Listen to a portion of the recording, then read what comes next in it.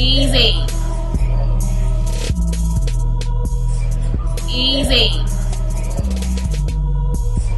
Easy.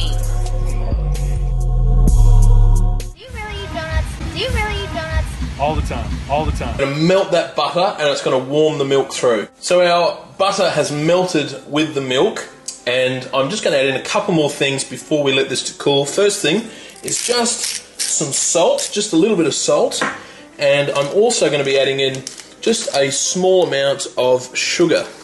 I'm just going to give that yeast. And you can find the dried yeast in all of the supermarkets, so it's not going to be hard to find. Next, I'm going to be adding in some nutmeg.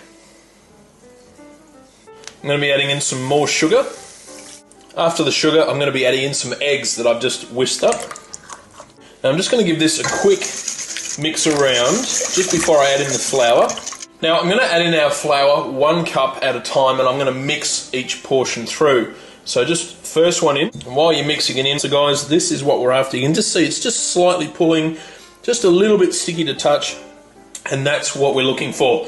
So now we're going to leave this for about an hour, and what is going to happen is that yeast will rise that dough, and that's what we're looking for. So I'm just going to cover it with a tea towel and leave it for an hour. So it's been an hour. You can see our dough is quite sticky, but we're just going to coat it in that flour, and I'm just going to knead it just like that. Just fold back, push, and just do this for about 5 minutes. So after kneading it, what I'm going to do now is I'm just going to cut it into 4 portions. It's going to make our dough much easier to roll out. Now again, I'm just going to dust my rolling pin, and we're just going to roll out this dough. We don't want it too thin. We still want it about that thick.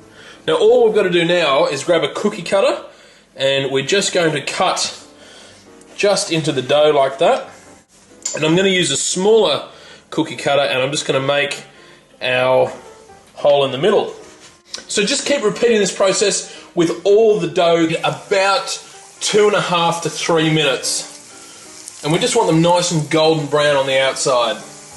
Once they go nice and golden brown, just put them on some paper towel and let them to cool and drain off that excess. Good mix around, and that's what you're after, just like that. That sort of consistency, not very thick, but not too thin either.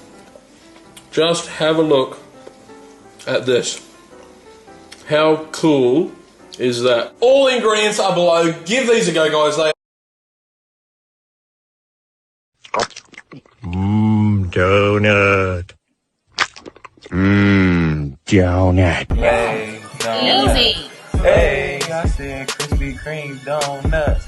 Hey, I said Easy. donuts. Hey, Krispy Kreme on the side though. Hey.